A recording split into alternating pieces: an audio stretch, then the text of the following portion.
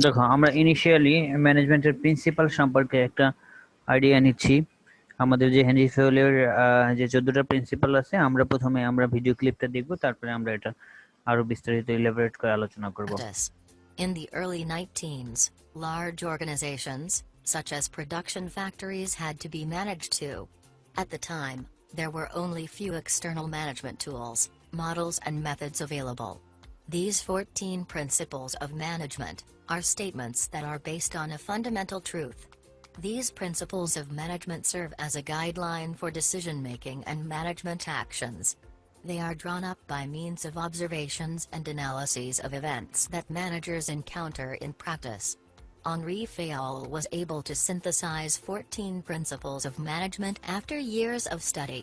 His Principles of Management and Research were published in the book, General and Industrial Management, 1916. Please subscribe us to discover more about human resources management and personal management. Alright, here are the 14 management principles. 1. Division of work.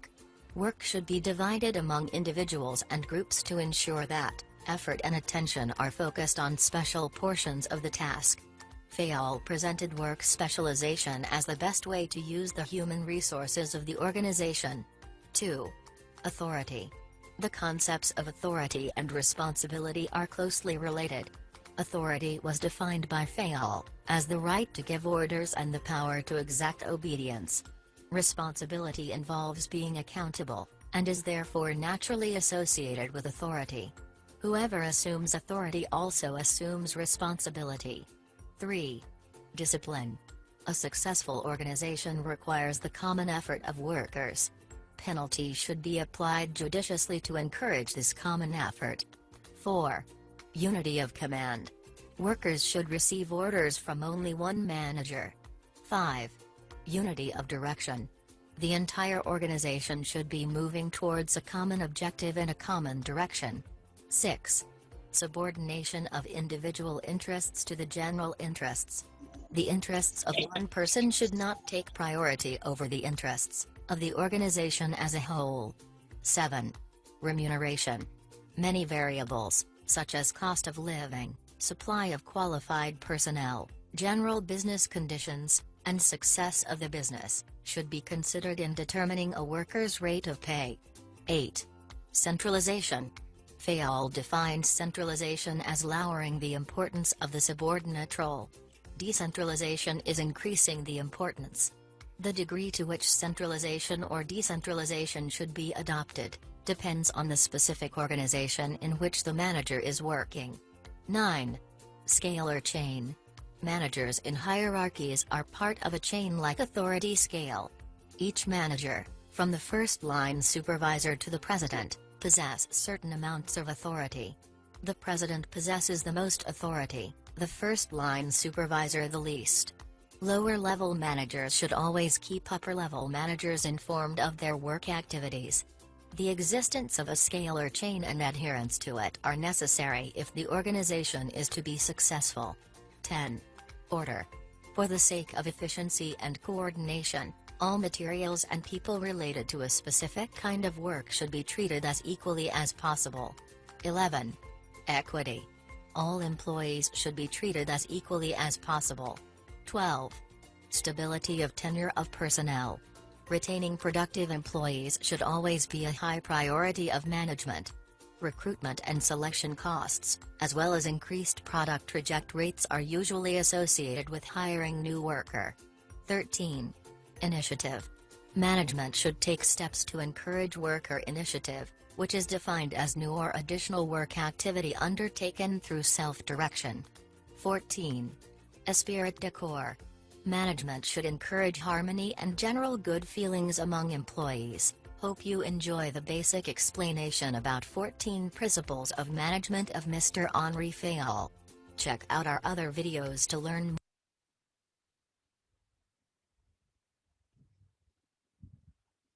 দেখো, আমরা এখানে 14টা প্রিন্সিপালের management প্রিন্সিপালের basic জিনিসগুলো দেখলাম। এখন আমি আরেকটু ইলাবোরেট করব, যাতে ফার্দার তোমাদের এখানে আহ আর বোঝার কোনো কনফিউশন না থাকে। এখানে দেখো, প্রথম দিকে মেইন প্রিন্সিপালটা আমাদের ছিল কি, ডিভিশন অফ ওয়ার্ক, তাই না? তো ডিভিশন ওয়ার্ক এখানে কি বলছে আমরা ইনিশিয়ালি শুনে নিই। Work should be divided among individuals and groups to ensure that effort and attention are focused on special portions of the task. Fayol presented work specialization as the best way to use the human resources of the organization. 2. Attention are তো এখানে main এই ছিল যে মানে আমাদের division of work মানে কার্য বিভাগ আর কি। একটা প্রতিষ্ঠানের কাজ তো একার পক্ষে কখনোই সম্ভব না, ম্যানেজারের একার পক্ষে একটা প্রতিষ্ঠানের কাজ কখনো করাই সম্ভব না। তখন ম্যানেজার কি করে, ওর এক্সিস্টিং কাজগুলো ওদের নিম্ন স্তরের যে এমপ্লয়ি আছে ওদের মধ্যে ভাগ করে দেয় আর কি। তো এই ভাগ করে দেওয়ার প্রসেসটাই হচ্ছে তোমার ডিভিশন অফ ওয়ার্ক। ধরো তোমার একটা কোম্পানিতে বা যে কোনো প্রতিষ্ঠানে তোমার ম্যানেজমেন্টের তিনটা স্তর থাকে, তোমার ম্যানেজার লেভেলে তিনটা স্তর থাকে, একটা হচ্ছে টপ লেভেল ম্যানেজার, একটা হচ্ছে মিড লেভেল ম্যানেজার, একটা হচ্ছে লোয়ার লেভেল ম্যানেজার। তো টপ লেভেল ম্যানেজার কি করে, কাজগুলো তার মিডল লেভেল ম্যানেজমেন্টের মধ্যে ভাগ করে দেয়। তো মিডল লেভেল ম্যানেজাররা কি করে, ওরাও তো নিজেরা কাজ করে না, ওরা এই কাজগুলো তোমার লোয়ার লেভেল ম্যানেজারের মধ্যে ভাগ করে দেয়। তো এটা হচ্ছে তোমার ডিভিশন অফ ওয়ার্ক আর কি। এক্সিস্টিং যে কাজগুলো আছে এই কাজগুলো তোমার কি, এই কাজগুলো তোমার আমাদের এমপ্লয়ীদের মধ্যে ভাগ করে দেওয়ার, সমানভাবে ভাগ করে দেওয়ার, এবং মানে রাইট ম্যানকে রাইট কাজটা দেওয়ার আর কি। ধরো যে যে কাজে দক্ষ তাকে সেই কাজে যদি দেয়া হয়, সেই কাজটা দেওয়ার যে প্রসেস, এই প্রসেসটাই তোমার কি করে, ডিভিশন অফ ওয়ার্ক। এবং এইগুলো তোমার ম্যানেজারের দক্ষতার উপর নির্ভর করে। তো ম্যানেজারের প্রথম প্রিন্সিপাল হচ্ছে তোমার division of work. focused on special portions of the task.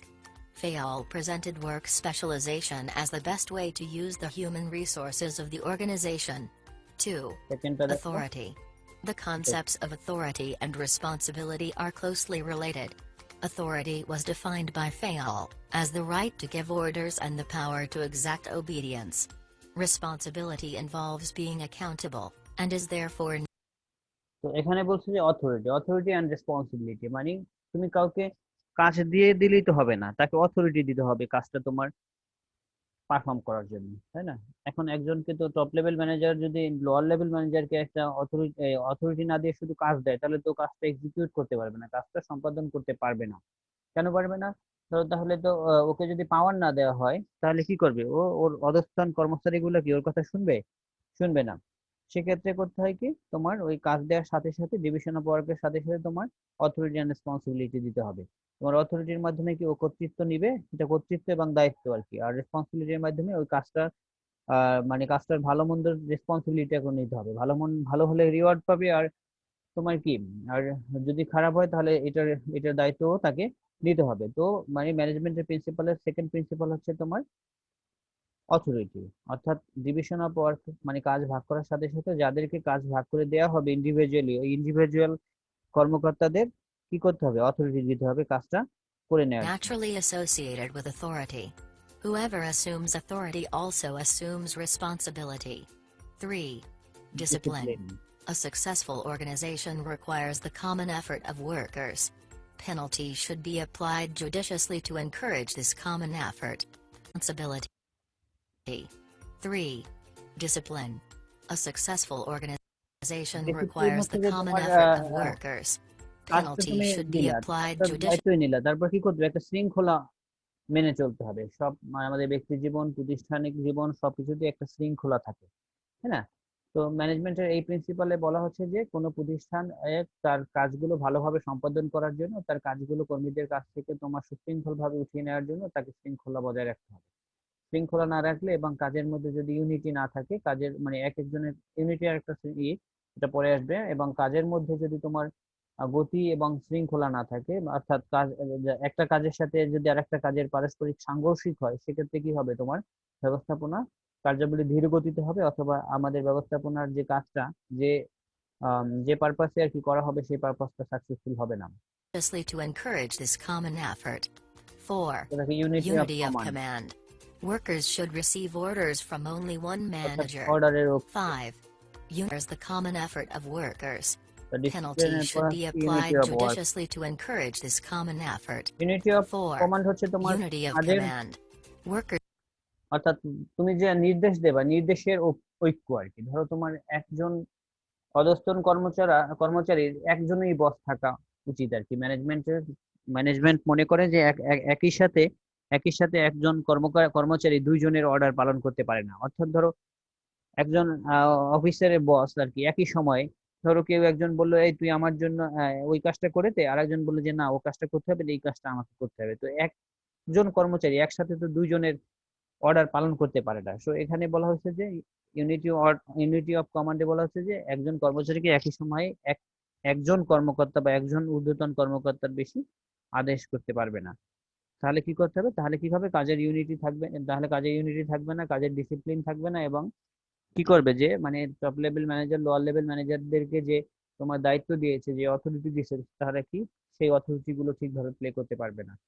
তো আমাদের ম্যানেজমেন্ট প্রিন্সিপালে Should receive কমান্ডটা মেনটেন orders করে from রাখতে only হবে। one manager. 5. Unity of direction. The entire organization should be moving towards a common objective and a common unity of direction হচ্ছে তোমার মানে direction. একই সাথে তোমার Orders from unity of only one direction হচ্ছে তোমার manager. এক 5. Unity of direction.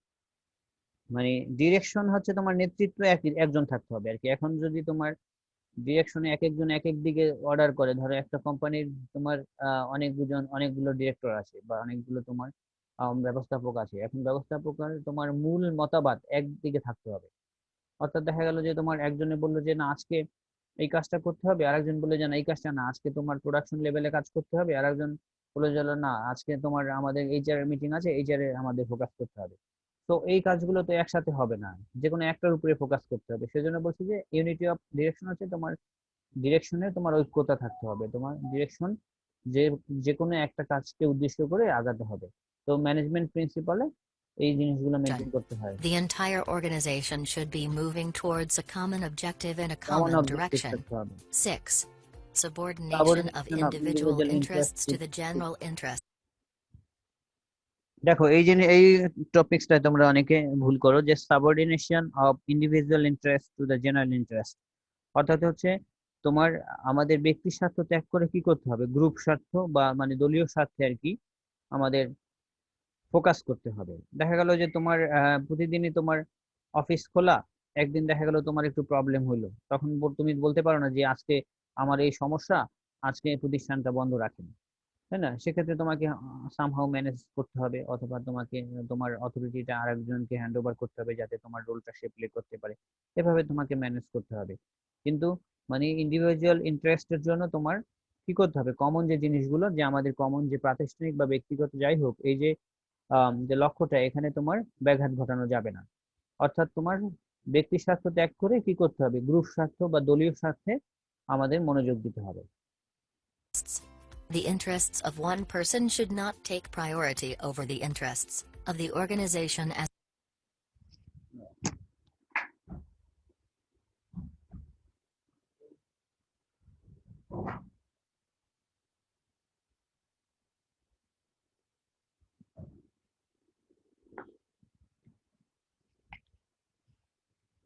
a whole. 7. তারপর দেখো রিমুনারেশন। রিমুনারেশন হচ্ছে তোমার ক্ষতিপূরণ নরমালি বলে, কিন্তু এখানে রিমুনারেশন Many হচ্ছে তোমার variables, such as cost of আর্থিক living, বা supply of অনার্থিক qualified personnel, সুবিধা। general business conditions. তো প্রতিষ্ঠানকে পরিচালনা করার জন্য এর যে এমপ্লয়ি আছে, এদেরকে তোমার ব্যক্তিগত আর্থিক এবং অনার্থিক সুবিধা দিতে হবে, যাতে ওরা ওদের রান করতে পারে, ওদের ব্যক্তি জীবনেও ওদের এক্সপেন্স গুলো মেনটেন করতে পারে আর কি। And তো অর্থাৎ success মানে of the business success should be of business considered depend করে আর কি ভালো তোমার সুবিধা দেওয়ার জন্য আর কি। ওদের অধস্তন যে কর্মচারী আছে ওদেরকে ভালো সুবিধা দেওয়ার মধ্যে তোমার প্রতিষ্ঠানের সার্থকতা নির্ভর করে, এবং ম্যানেজমেন্ট প্রিন্সিপালকে এই বিষয়টাও কনসিডার in করতে হবে। determining a worker's rate of pay. 8. Centralization. Centralisation, Fayol কেন্দ্রীয়করণ defines আছে, centralization as কেন্দ্রীয়করণ। lowering the কেন্দ্রীয়করণে কি করতে importance হবে, of the subordinate role. Decentralization is increasing the importance. The degree to which centralization or decentralization অর্থাৎ একটা কেন্দ্রীয় মতামতের উপরে যেতে হবে তোমার, lowering the importance of subordinate role. should be adopted depends on the অর্থাৎ আমাদের যে মূল যে চেতনা, মূল যে ঐতিহ্য, মূল যে তোমার লক্ষ্য, এই লক্ষ্য অর্জনের জন্য তোমার প্রাতিষ্ঠানিক গোল এবং অবজেক্টিভস গুলো তোমার কি করতে হবে, সেন্ট্রালাইজ করতে হবে Specific common organization in objective which the manager is working. করার জন্য। 9. Flat Scalar chain, chain. এটাও তোমরা অনেক Managers in কনফিউজ হয়ে যাও। hierarchies are part of a chain-like authority scale.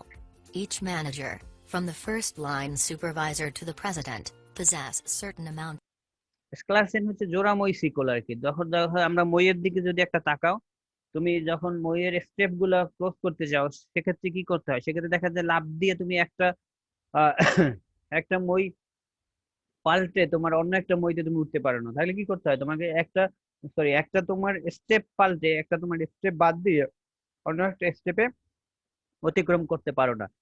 সেক্ষেত্রে কি হয়, আমাদের জোড়াময় শিকলটা আর এই কথা বলছে যে যদি আমরা মানে মানে জাস্ট একটা মানে একটা ডিঙ্গিয়ে আর একটা যেতে পারি না, সেক্ষেত্রে আমাদের এইগুলো আম, তো আমাদের আমাদের স্টেপ গুলো তোমার হয় না, আমাদের যে কোনো সময় তোমার ফল করতে পারো। তো প্রাতিষ্ঠানিক হিসাবে এখানে বলছে যে স্কেলার চেইন হচ্ছে তোমার একটা প্রতিষ্ঠানে তোমার যে তোমার ম্যানেজার আছে, ম্যানেজারের রোল যেগুলো প্লে করে তোমার একটা চেইন মেনটেন করতে হয়। অর্থাৎ তোমার অধস্তন কর্মকর্তা তার উপরের ম্যানেজারের সাথে যোগাযোগ রাখবে, সে সরাসরি তোমার ম্যানেজিং ডিরেক্টর বা টপ লেভেল ম্যানেজারের সাথে যোগাযোগ করতে পারে না, তাকে একটা চেইন মেনটেন করতে হয়। তো এখানে বলছে অর্ডারের ক্ষেত্রে, অর্ডার পালন করার ক্ষেত্রে এবং আদেশের ঐক্য মেনে চলে আর কি স্কেলার চেইনটা মেনটেন করতে হয়। অর্থাৎ তোমার কমিউনিকেশন লেভেলে একজন নিম্ন স্তরের ম্যানেজার একজন উচ্চ স্তরের ম্যানেজারের সাথে সরাসরি যোগাযোগ করতে পারে না। যোগাযোগ করলে তোমার কি হয়, তোমার প্রতিষ্ঠানের ডিসিপ্লিন তোমার থাকে না, প্রতিষ্ঠানের ইউনিটি অফ কমান্ডে বিঘ্নিত হতে পারে। তো এখানে স্কেলার চেইন মেনটেন করে, অর্থাৎ অর্থাৎ কি করে, অর্থাৎ মনে করো স্টেপস অফ কমান্ডিং যে এইগুলো আছে, স্টেপস অফ ম্যানেজারকে তাকে মেনটেন করতে হয়। of authority. The president possesses the most authority, the first line supervisor the least. Lower level managers should always keep upper level managers informed of their work activities. The existence of a scalar chain and adherence to it are necessary if the organization is to be successful. 10. তোমরা দেখি order Order. মানে For the আদেশ। sake of efficiency and coordination, all materials অর্ডারের and মধ্যে, people related to a specific kind of work should be অর্ডারের মধ্যে কি করতে হবে, এফিসিয়েন্সি এবং কোঅর্ডিনেশন মেনটেন করতে হবে। অর্থাৎ কি করতে হবে, অর্ডারে যাতে তোমার এফিসিয়েন্ট অর্ডারটা তুমি রাইট ম্যানকে দিতে পারো, যাতে সে ওদের কাজগুলো তোমার সঠিকভাবে করতে পারে, কোঅর্ডিনেশন সমন্বয় করে জাস্ট অর্ডারটা মিলে treated as equally as possible. 11. Equity. একটু এটি All মানে সাম্যতা, employees should be treated as equally মানে সব as প্রতিষ্ঠানের সব possible. প্রতিষ্ঠানের সব এমপ্লয়িকে তোমার কি করতে হবে, সব এমপ্লয়িকে তোমার ইকুয়ালি তোমার ট্রিট করতে হবে। তুমি কাউকে তুমি একটু ভালো প্রায়োরিটি দিলে, কাউকে একটু ভালো ফিনান্সিয়াল বেনিফিট দিলে, কাউকে একটু ভালো তোমার ওয়ার্কিং এনভায়রনমেন্ট করে দিলা, অন্যকে দিলা না, অন্যকে ডিপ্রাইভ করলে, এটা করা যাবে না। তাহলে কি হবে, প্রতিষ্ঠানের ডিসিপ্লিন বা ইউনিটি নষ্ট হবে। So you should must maintain equity. 12. Stability of stability of tenure of tenure of personnel. Personnel. Retaining productive employees should always be এখানে বলছে যে stability of tenure of personnel, অর্থাৎ তোমার ভালো এমপ্লয়ি রিটেন করার জন্য, অর্থাৎ ভালো এমপ্লয়ি প্রতিষ্ঠানে ধরে রাখার জন্য তোমাকে কি করতে হবে, স্টাবিলিটি মেনটেন করতে হবে। স্টাবিলিটি মানে প্রতিষ্ঠানের মানে যাতে যাতে তোমার দক্ষ কর্মীরা থাকে সেই ব্যবস্থা করতে হবে, a সেই high ব্যবস্থা সুনিশ্চিত priority করতে of হবে। management. Recruitment and selection costs, recruitment as well as increased কমে যাবে product যদি আমরা এটা reject মেনটেন rates, are করতে পারি। usually associated with hiring new worker. 13.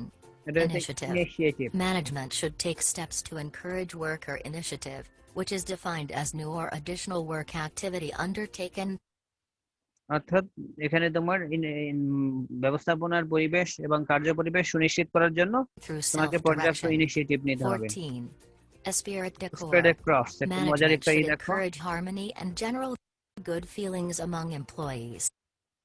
এটা আমাদের একটা লাস্ট ইয়ারে একটা তোমার ম্যাগাজিন, আমাদের যে কলেজ ম্যাগাজিন গুলো হয় ডিপার্টমেন্ট থেকে যেটা বেরোয় সেটার নাম ছিল স্প্রেড দ্য ক্রস। তো এখানে এটার মেইনই হচ্ছে তোমার creating good feelings among employees, অর্থাৎ আমাদের প্রতিষ্ঠানের যে কর্মীরা আছে তারা যাতে গুড ফিল করে প্রতিষ্ঠানের উপরে, এই ব্যাপারে আমাদের সুনিশ্চিত করতে হবে। এটা একটা তোমার একটা আভ্যন্তরীণ এবং খুবই গুরুত্বপূর্ণ একটা পয়েন্ট, যেখানে তোমার ইনার মিনিং আছে অনেকগুলো, যে আমাদের প্রতিষ্ঠানের যারা এমপ্লয়ি আছে তাদেরকে প্রতিষ্ঠানকে ওন করতে হবে, অর্থাৎ তারা প্রতিষ্ঠানকে যে নিজের মনে করে, অর্থাৎ তারা প্রতিষ্ঠানকে যে মনে করে যে এটা আমাদেরই অর্গানাইজেশন, এই জিনিসগুলো এনশিওর করতে হবে ব্যবস্থাপনার মাধ্যমে।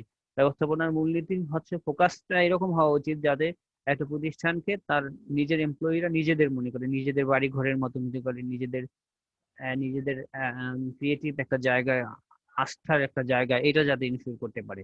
তো এগুলো হচ্ছে তোমার মেইন প্রিন্সিপালস আর কি আমাদের ম্যানেজমেন্টের। তো ম্যানেজমেন্টের এটা ওতপ্রোতভাবে আমাদের পারিবারিক বা আমাদের ব্যক্তিগত জীবনেও তোমার জড়িত। তো এই পয়েন্টগুলো এনশিওর করলেই আর কি আমাদের প্রাতিষ্ঠানিক সাফল্যতা অর্জন করা সম্ভব হয়। তো এটা হচ্ছে তোমার হেনরি ফেওয়েল এই 14টা প্রিন্সিপাল দিয়েছেন। তো আমরা এর সামগ্রিকভাবে যদি ব্যবস্থাপনার মূলনীতি থাকে, এখান থেকেও তোমার মেইন নীতিগুলো নিতে পারো, এখান থেকে আরো কিছু এক্সট্রা অ্যাড করে নিতে পারো। এগুলোই ঘুরে ফিরে বলা হয়েছে আর কি ব্যবস্থাপনার নীতিমালায় ক্ষেত্রে। তো বাট মেইন প্রিন্সিপাল হচ্ছে এগুলো আর কি। তো আজকে আমরা আর বেশি আলোচনা করব না, আমরা নেক্সট ইতে অন্য চ্যাপ্টার গুলো দেখবো। তো এর মধ্যে যদি তোমাদের কোনো প্রবলেম থাকে তাহলে বলতে পারো। আচ্ছা,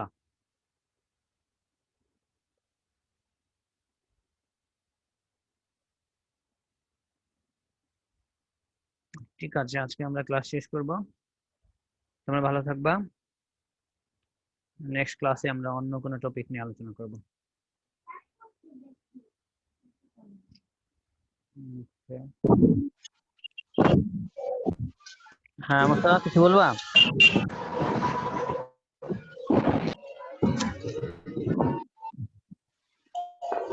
স্যার, বলো, কোনো প্রশ্ন আছে? স্যার নেক্সট আমাদের ক্লাসটা কবে হবে স্যার? সামনে রুটিন দেয়া হবে কালকের মধ্যে, কালকে না পরশু স্যার, আমি বলছি স্যার নেক্সট ক্লাসটা কবে হবে? এটা নতুন রুটিন দেয়া হবে তোমাদেরকে। রুটিন আজকে রুটিন শেষ ছিল, তোমার নেক্সট সার্কেলে রুটিন দেয়া হবে নতুন করে।